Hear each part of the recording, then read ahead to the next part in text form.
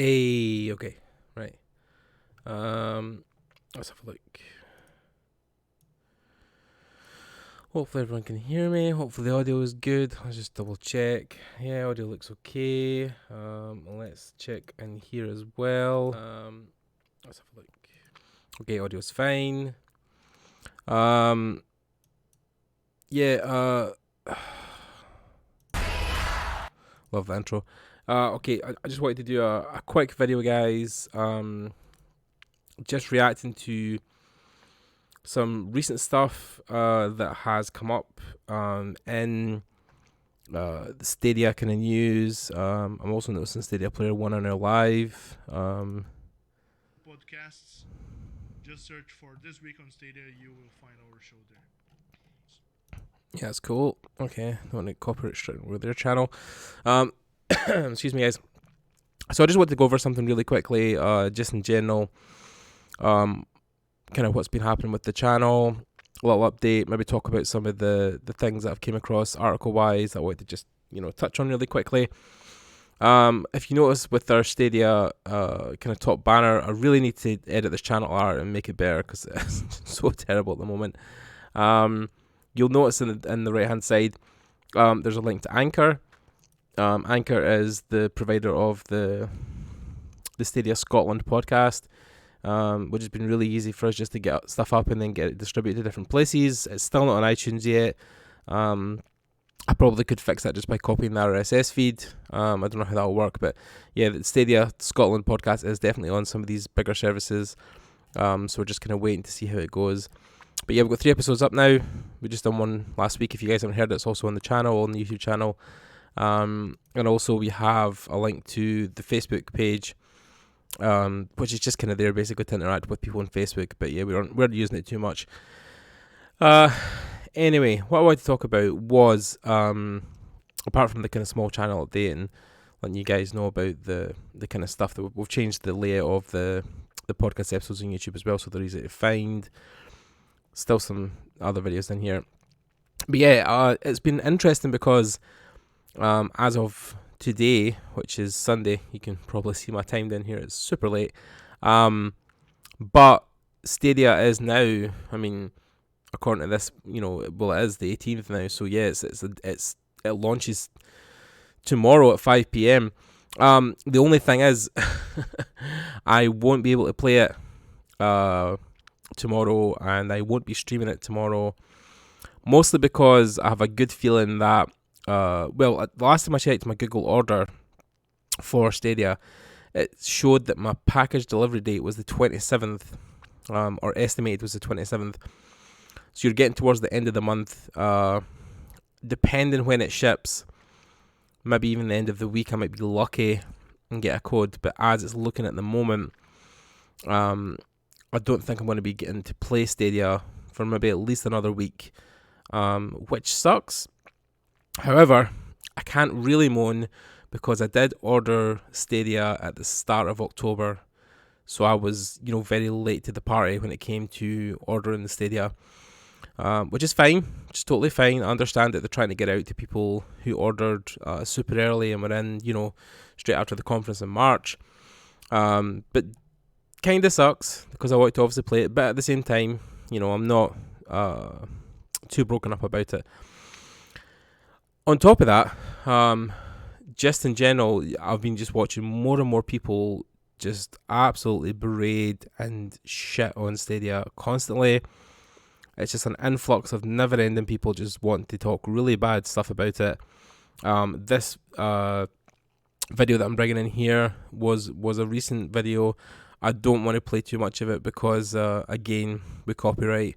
I think if I just keep the audio off, it might be okay. But I mean, you can watch it for yourself. But Jim Sterling is a very, I would say, more infamous than famous games critic who has kind of made his success on YouTube and just in the world general by critiquing stuff and talking about negative stuff and raining on people's parades. And I think the first time I heard his name recently, or the first time I'd heard it, was when Breath of the Wild came out, he was one of the few people to give it a really super negative score, which I think brought down the whole Metacritic. I think it gave it a really negative score in general, just because, not a negative score, but it gave it a less than perfect score. When everybody else was praising the game about how amazing it was and giving it 10s and 9s and whatever else, Jim, I think, gave it a 6. So I don't know if that speaks to any of his character, but yeah, he done this whole video, less than 10 minutes, and it's all about Stadia is missing all these features. And it definitely has been a talking point. I know since the AMA, people have really, really, really started to, come out of the woodwork and talk about, oh my god, how terrible, it's going to be missing all these features. Now, don't get me wrong, I tweeted the other day angrily at Stadia saying, what the hell, or it was actually what the fuck, but because I had heard, back when the AMA had finished, that Stadia would not be supporting 4K HDR 5.1 on PC Chrome users, which means, I'm going to have the TV experience as well, but it also means when I want to use it on my Chrome browser now, it's only going to be 1080p, which sucks in my opinion. I really think that should have been something that should have came with the service from day one. However, I understand when they say, especially listening to John Justice's interview recently in Stadia Cast, that their priority is the big screen gaming on the TV, with the Chromecast. I totally get that.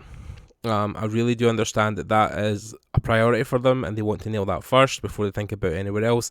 The only thing that sucks is that they did say the 4K stuff wouldn't be coming till 2020. Now people have said, that's not that bad because you're only talking about a month-ish away from that being the case. However, it might be when the service launches, maybe in February or March. So, it just sucks a little. Probably because I'm one of the few people who has a 4K display, so I really would have loved that feature to be in from day one. But hey ho, never mind. I'm also noticing this overlay. People might be noticing this, and it might be slightly distracting, but the overlay is something I'm going to be using hopefully when I'm streaming. So I'm just going to testing and setting this stuff up. In general, yeah, it's difficult because I know people have talked about the missing features and said that stuff was promised, but honestly, when you look back on the videos, the service did talk about the features, but there was never a clear indication from Phil Harrison saying that these will be available to founders day one. It was always a thing of like, these are features that we want to include in the cloud gaming. This is what it could look like. This is what it could do. But again, there was no promise of that being a day one thing. I think what is included and is quite interesting in day one is a lot of the features. But then there's also the thing where Grid Autosports will include the 40 player or the 40 car race mode, which again is only possible because of Stadia and on Stadia. So, there's some stuff coming. There's some games. Also, people have talked about the games. We've got Stadia games list now, and I know people have talked about, in depth about, it's only 12 games and blah, blah, blah. But like we talked about in the podcast, there's about 50 games here that are, if not coming out, immediately, are within the launch window, which they say is 6 weeks from the service launching. So by the end of 2019, most of these games will be, in fact, all of these games should be on the service. I think the only one that's still to be added would be Watch Dogs Legion, because that I'm sure is slated for next year. I can't remember specifically when, but yeah, that's a 2020 title. The rest should be coming out within the launch window. Again, I'm just quickly scrolling, but again, I'm seeing Gods and Monsters is definitely I'm sure next year as well. That's still to be announced. Avengers again, I'm sure, I think it's 2020, and Orcs Must Die 3. So yeah, there's definitely stuff that's going to be on the service before the end of the year. Cyberpunk, Baldur's Gate, another 2 that will be coming out next year. But yeah, I mean, there will be plenty of stuff to play on Stadia. But I also wanted to quickly point out an article by PC Gamer. This is by Tyler Wilde, and it's also, quite inspiring as opposed to a lot of the negative stuff we've seen. And it's just entitled, "What Happens If Stadia Wins." So I don't know if that's a negative title hiding in some positive, or he's kind of like, "Oh, if Stadia wins, do we lose?" What PC gaming might look like in cloud streaming world. So he goes over a couple of different points. Some stuff, I'm quite in agreement with. Even stuff like, PC building will become a niche. I think in general, PC building has become a niche. I don't think it's never been mainstream. I know more people these days are now getting people to build computers or are building them themselves, but I think it always has kind of been and still is a niche thing on the internet. I think it's a very uncommon thing because most people obviously will buy computers or buy consoles. Sorry. Data tracking will be obscene. Of course, they've talked about how, although Google will probably want to, hoard your data constantly, the benefit of that can be slightly good things like developers can really capture that player data, and then react to it in real time and make updates that will suit, what they're seeing as a trend as people are playing their games. So in that sense, that's probably a good thing as well. But you understand that Google will be tracking your data. Games will use your data to adapt to you, the kind of same kind of thing. They'll watch how you play games and then hopefully adapt the games. And green abs will be more common. Now, there's no ad structure and stuff like Netflix or Spotify if you're a premium member.